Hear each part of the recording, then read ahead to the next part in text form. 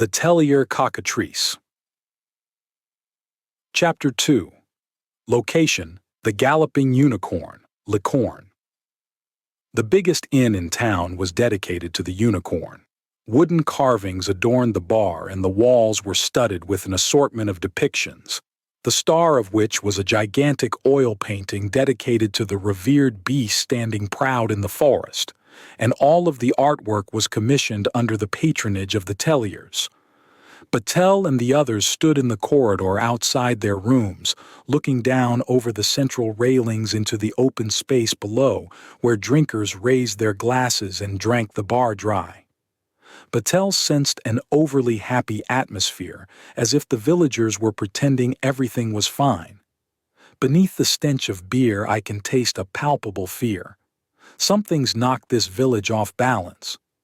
Talitha was disturbed by the amount of unicorn imagery plastered everywhere.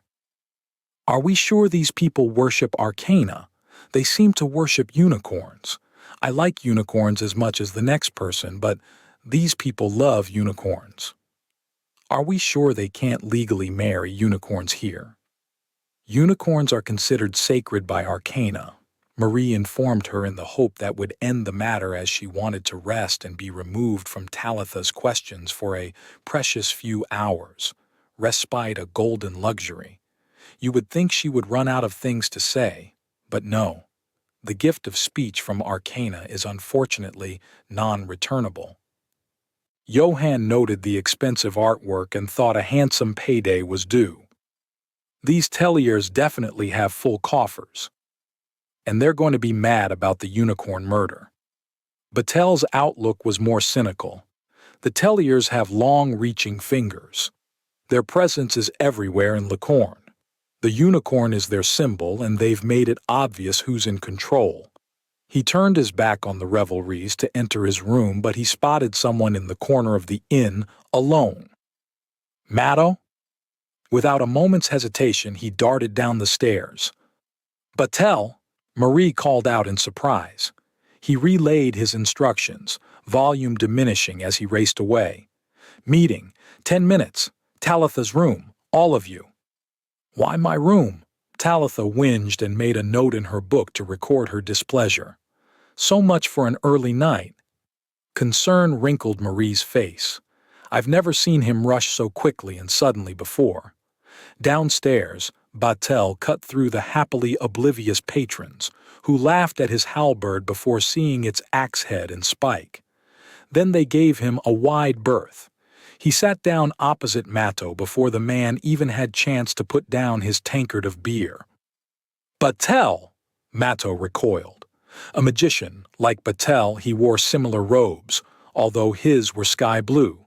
Tall, dark-haired, he wielded no enchanted weapons. What are you doing here? I could ask the same, Battelle answered, placing his halberd against the table. Axe head and spike pointed towards the wall. I doubt you're here as a tourist. Matto laughed ruefully. He's as sharp as ever. I'm on a job, hunting a cockatrice, would you believe? Battelle inhaled deeply. He rubbed his hand through his growing stubble. This bodes poorly. Matto read his body language. You knew.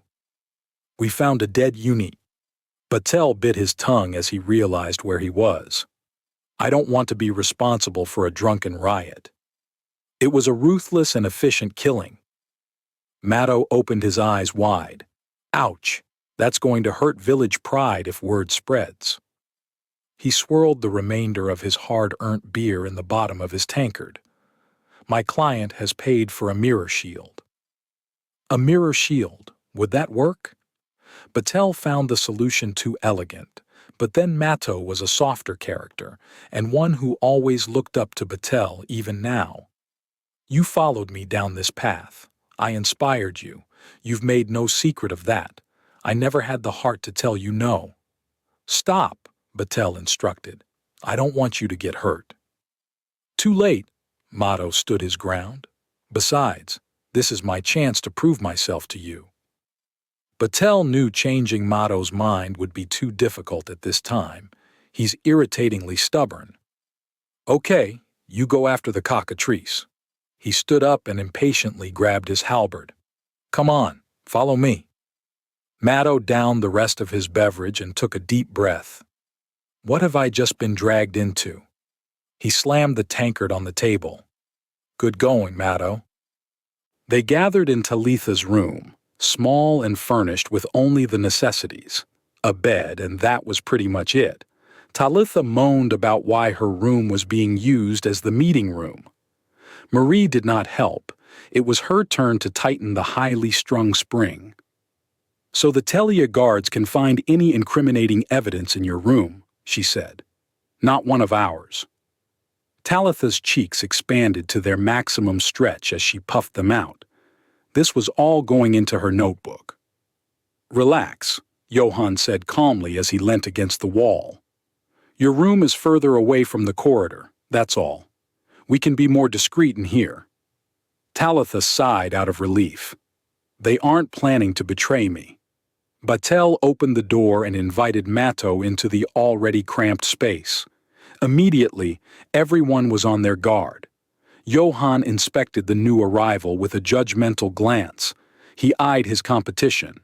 Extra hands would dilute the pot of gold. "Who's this?" "Matto.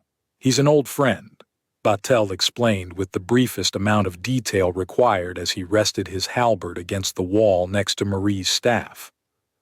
Marie observed how Matto was constantly bowing in Batel's presence.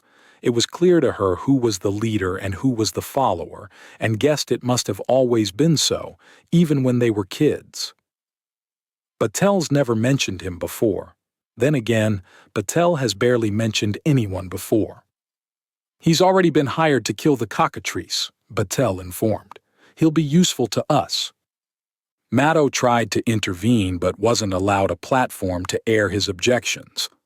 "What am I doing here? This will certainly break my client's trust." "So, Matto," Batel said as he invited him forward, cooperation assumed, "what do we know?" Matto accepted he couldn't back out now. He cleared his throat as he composed his thoughts. "Reports describe this cockatrice as a beast with a rooster's head and the body of a two-legged dragon serpent. It has attacked farms over the past few weeks, killing dogs, wolves, deer, and, as of today, a unicorn. Oddly, though, no chickens. In fact, it has destroyed chicken houses and many chickens have escaped. Farmers, on the other hand, have died from its vicious clawing. A local tried to fend it off with a weasel. It ate the weasel whole." All looked at each other, distinctively uncomfortable with the horrifying image of a killer chicken feasting upon human flesh. Matto laughed nervously. "Let's hope my mirror shield works. Otherwise I'll be killed by my last meal's distant cousin." Johann relished the chance of slaying such a bizarre yet fascinating creature. "Sounds like a fine beast to fight. There will be grand tales told for years to come of my heroics. There will be songs dedicated to me." "Hopefully it's just a demonic chicken," Matto joked fretfully. "Or a chicken dragon," Talitha cried out in excitement as she madly scribbled everything that was being said in her notebook. All stared at her in bemusement. Marie shook her head at her. "Why are you here?" Talitha was about to object when, "What?" Her notebook and quill suddenly passed through her hands as they disappeared. "What? How?" She looked around to see where they'd gone. On the other side of the room they dropped into Batel's hands. He snapped the book shut. "These were a gift, remember?" Talitha's mouth dropped open. She was unable to form coherent words, let alone coherent sentences. "How did you—" "Batel can create magical portals. It's his special skill." Marie's triumphant smile shone through. This was the highlight of her day. "I've never seen such clever magic used to confiscate a stroppy child's notebook. I know I should condemn blatant misuses of magic, but Arcana's blessings come in unexpected ways." Talitha paused to evaluate her circumstances. "Oh my God, I'm in league with someone who can create portals. He's a thief's dream partner." But Johann did not care much for such tricks. The day I can throw a sword through one, then it will be useful. As for Matto, he was weary of Batel's tricks.